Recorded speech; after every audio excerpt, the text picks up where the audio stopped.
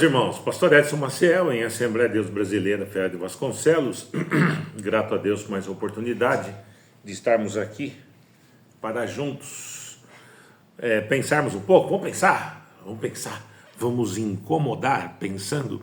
Pensar incomoda, não incomoda? O comum, o normal é evitar o pensamento, evitar que alguém reflita. Existe uma vantagem entre sermos cristãos e termos outro tipo de religiosidade. Eu não estou inferiorizando outra religião. Eu estou dizendo que existe uma vantagem. Qual a vantagem? Jesus nos chama para a reflexão. Jesus nos chama para a pausa. Inclusive louva. Lembra da passagem de Marta e Maria? As irmãs de Lázaro, em uma delas sentou no chão e ficou olhando, enquanto uma tarefada corria fazendo almoço, preparando a salada, ou se fosse aqui no Brasil, num domingo, a maionese, a macarronada, o frango assado, e a outra ela sentada no chão, em ócio, ociosa, assistindo aula. A gente tem que tomar cuidado, porque ela estava contemplando, ela estava adorando. Sim, a gente pode levar por esse caminho.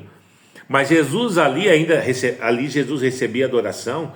Jesus, homem, era contemplado como contemplamos hoje.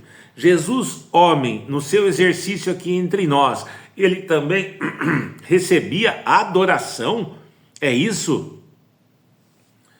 Então, quando essa que está atarefada vem e reclama, Jesus fala, ela escolheu a melhor parte. Qual a melhor parte? Assistir ao discurso de Jesus, prestar atenção na aula. Então, a vantagem de sermos cristãos, né, da nossa religião nas demais, é que além da oportunidade maravilhosa, chance única de irmos morar no céu, Jesus nos chama a contemplação aqui nessa realidade, uma realidade que vai perpetuá-la na graça, lá no céu, lá na Nova Jerusalém. Ou você acha que lá tem lavoura? Ou você acha que lá tem empresa, lá tem fábrica, lá tem calçada para ser varrida? Você acha que lá na Nova Jerusalém tem hospitais? Que os enfermeiros, os auxiliares de enfermagem, os técnicos de enfermagem, os médicos, os anestesistas, né, os plantonistas, os residentes, tem? Lá no céu tem como é que chama? Tem cemitérios onde vamos precisar de um administrador, de um coveiro? Tem? Corpos espirituais precisam de academia, de alguma coisa fit? Lá no céu é ócio. Lá no céu é tempo vago para lazer, para contemplação e lazer e contemplação. E sabe-se lá mais o que? O certo é que ninguém vai pegar enxada, não vai ter plantação no céu. Vai ter trem lá no céu, vai ter oficina mecânica lá no céu, borracharia, lá vai ter uma livraria, lá vai ter uma empresa que se fabrica celulose para fabricação de papel, lá terão metalúrgicas. Não, lá no céu é ócio, lá no céu é contemplação, lá no céu é lazer, não há choro. Se não há choro, há o quê? Há riso, não há ranger de dente, ou seja, não há aflição, não há cansaço, há o quê? A satisfação plena. Está tudo na Bíblia. Então essa é uma vantagem de sermos cristãos. E é sobre isso que eu quero falar com você aqui rapidamente. Recentemente, um líder de um partido político aí, né, tomara que ele não seja pastor, eu preferi não ver para não ficar mais decepcionado ainda, que estamos nos decepcionando, né? Recentemente um desses aí disse, que é deputado federal, que tem que trabalhar até a exaustão, né? Que o povo tem que trabalhar até a exaustão. Ele mesmo trabalha 3 dias por semana, tem 14º, né? Ele não tem só 13º, ele tem 14º, ele tem cerca de 50, 60 dias de férias por ano, recebe em média R$40 mil de salário livre, livres de impostos, não se sabia disso? Livres de impostos, mais não sei quantos R$ 1.000 de verba parlamentar, pagos por você, que tem que trabalhar até a exaustão. Olha o que Jesus diz no Sermão da Montanha. O Sermão da Montanha é a base para toda a formação do homem crente, do homem cristão. As demais religiões também se apropriam dessa leitura maravilhosa.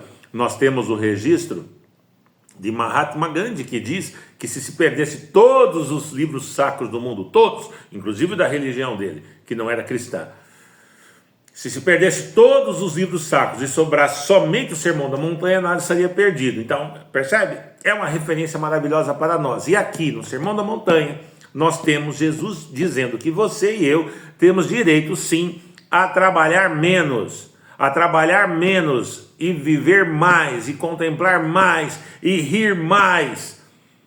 Né? Como eu estava dizendo, esse líder político partidário diz que o pobre não pode ter tempo ocioso, porque ele vai ficar viciado em jogos que, aliás, estão sendo patrocinados pelos próprios políticos, né? Pelos próprios políticos, essas casas de apostas, né? Que ficou bonitinho falar bets, né? Porque em inglês aposta. Então são casas de apostas, jogos que viciam você, né? Você, que viciam você, que diz que se ficar mais tempo ocioso, vai ficar viciado, vai beber, vai usar droga. Faça-me o favor, O ócio é esse tempo. Eu estou agora aqui ocioso.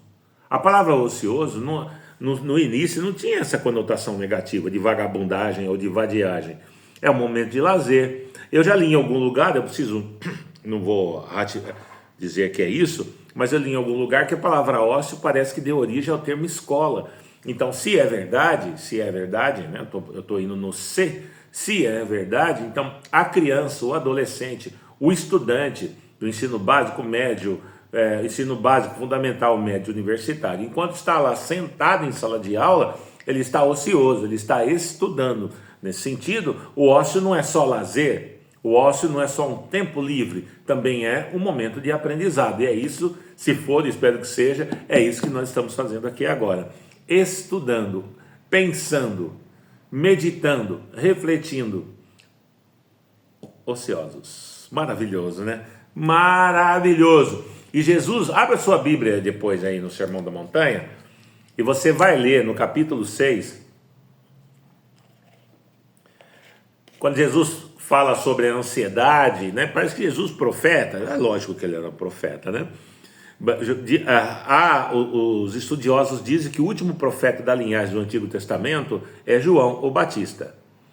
Então, nesse sentido, Jesus inaugura um novo movimento profético, que é alguma coisa que eu gosto bastante de discutir, né? Jesus inaugura um novo movimento profético, que é esse do Novo Testamento, que a gente vai discutir isso em outro momento. O que eu quero pegar aqui com vocês é assim, ele falando sobre ansiedade, sobre o século 21, esse corre-corre, essa coisa de produz, corre, olha o que ele fala.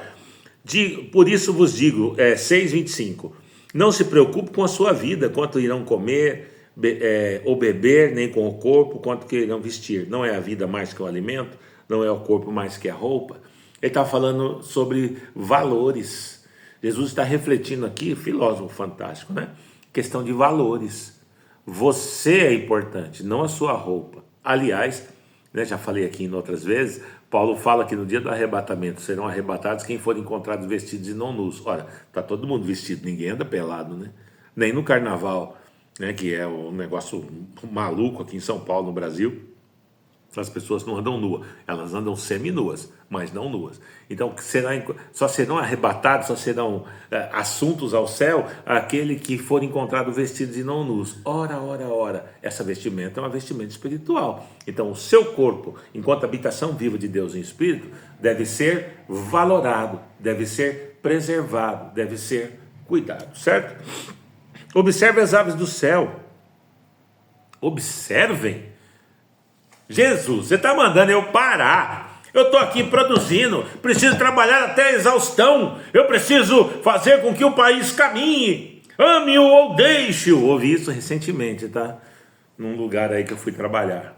Aqui é ame ou deixe-o. Essa frase é militarista, é frase de ditadura, é frase opressora, é frase escravocrata, tá? Cuidado, tá?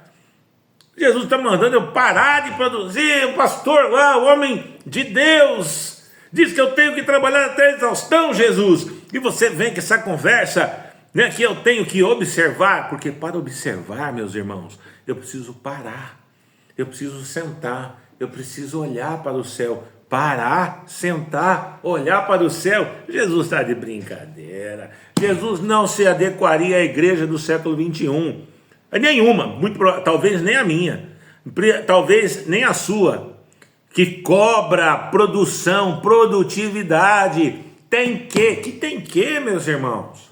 É necessário o quê? Tem que orar? Não. Orar sem cessar é uma postura interior de conversação com Deus. Ora, se eu sou habitação viva de Deus em espírito, se eu sou o templo do Espírito Santo, a minha alma, o meu espírito está em contato perpétuo, constante com Deus, porque o Espírito Santo é Deus, né? Você acredita, né? É.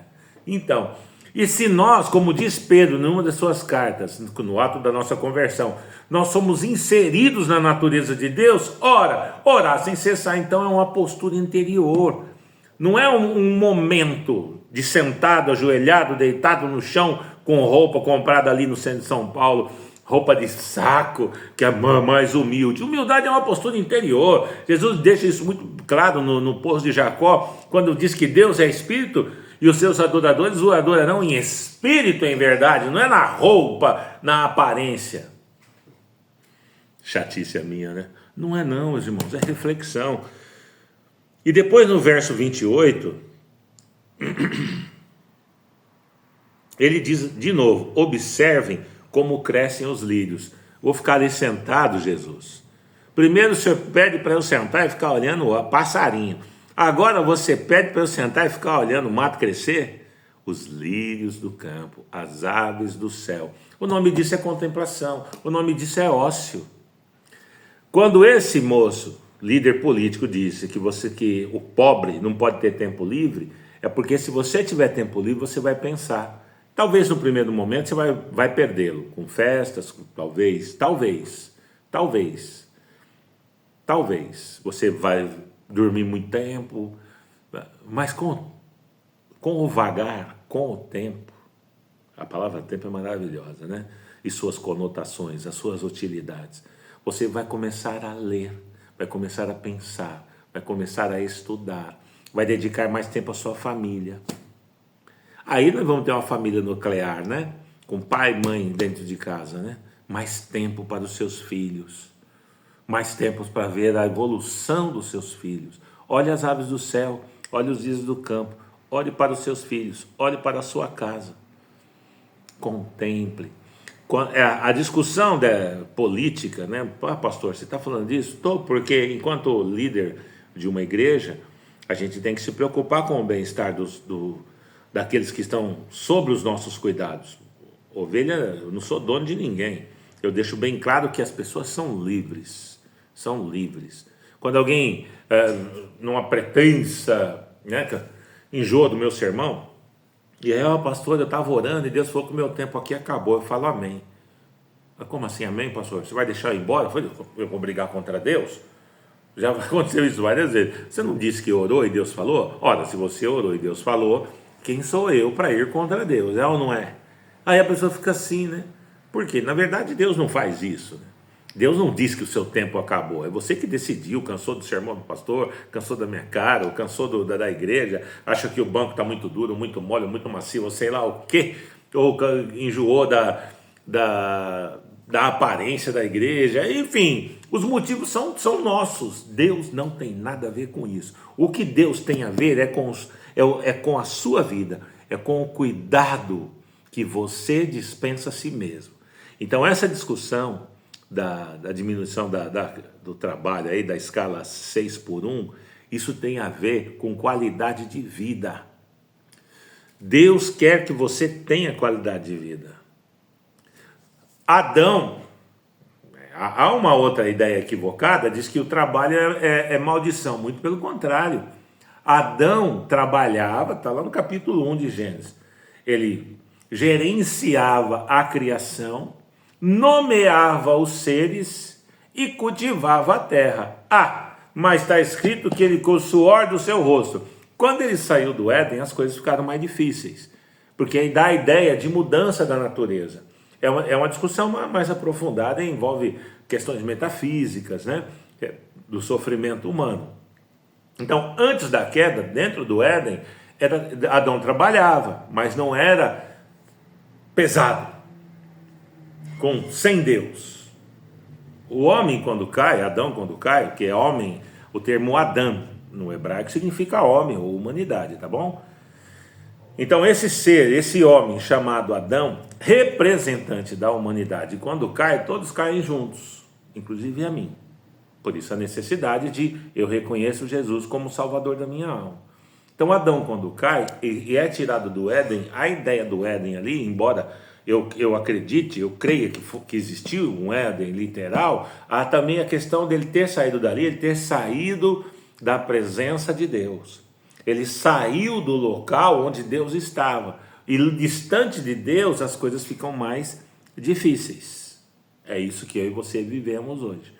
As coisas mais difíceis. Mas Adão já trabalhava lá dentro do jardim. Você acha que ele não plantava nada? Adão ficava deitado o dia todo. Adão ficava olhando para o céu o dia todo. Não, ele tinha o seu tempo de contemplação. Ele tinha o seu tempo de adoração, onde Deus, na viração do dia, né, vinha conversar com ele. Mas ele também tinha o seu tempo lá junto com Eva e seus filhos. Mas Adão tinha filhos antes do pecado? Tá, já falei sobre isso, mas só para ficar muito claro, quando fala no capítulo 3, multiplicarei a dor do seu parto, significa que ela tinha parto com pouquíssima dor, tá bom? Então a Eva tinha filho antes do parto, né? Porque sexo não é pecado, muito pelo contrário, Deus equipou o homem e a mulher com suas qualidades, né? Que um atrai o outro, né? E o homem e mulher foram feitos para se multiplicar, tá bom? Aí também não é nenhuma crítica à questão do gênero que se discute hoje, né? Eu estou aqui pensando na questão religiosa, tá bom? Nenhuma crítica às identidades de gênero, tá? Porque ideologia de gênero não existe. Há ainda quem insista nessa tolice, mas geralmente são tolos. Por isso tolice. Então vamos encerrar, vamos parar por aqui. O que eu quero pensar com você e queria me posicionar é que é essa questão. Nós, enquanto crentes cristãos, precisamos vir mais à igreja e com qualidade. Precisamos prestar atenção no que está sendo dito pela liderança. Precisamos, mas para isso precisamos de ter tempo de leitura bíblica, tempo de estudo bíblico, tempo de ler livros, tempo de ouvir outras pessoas falando sobre temas, sobre o mesmo tema ou correlatos. Precisamos, mas para isso precisamos de tempo. E tempo é fantástico, é bom ter tempo. Eu estou orando para que a escala diminua, para que você tenha 2 dias com seus filhos, para que você tenha 2 dias de descanso. O que você vai fazer com isso? Não é da minha conta, não me interessa, mas você tem esse direito de ter descanso. Se os políticos que vivem com o nosso dinheiro, com os nossos, né, eu ia falar nosso dízimo, não, com os nossos impostos, tem 40 mil, o deputado federal, 40 mil reais por mês, mais verba de gabinete que ultrapassa mais de 200 mil reais por mês. Trabalham 3 dias por semana, tem 2 meses de férias. Eles podem ter tempo e você e eu não. Deus abençoe grandemente sua vida em nome de Jesus. Pastor Edson Maciel, Assembleia de Deus Brasileira, Ferreira de Vasconcelos. Se inscreva no nosso canal. Nós vamos sortear 2 livros quando atingirmos 100 inscritos. Está difícil, as pessoas não me seguem, né? Mas enfim, uma hora vai dar certo. Uma hora vai dar certo. Uma hora essa mensagem vai chegar a alguém. E se chegou a você, se inscreva no canal, clique no sininho, compartilhe, tá bom? Pastor Edson Maciel, Assembleia de Deus Brasileira, Rua Márcia Angélica Lopes, número 121, Ferraz de Vasconcelos. Pai do Senhor a todos.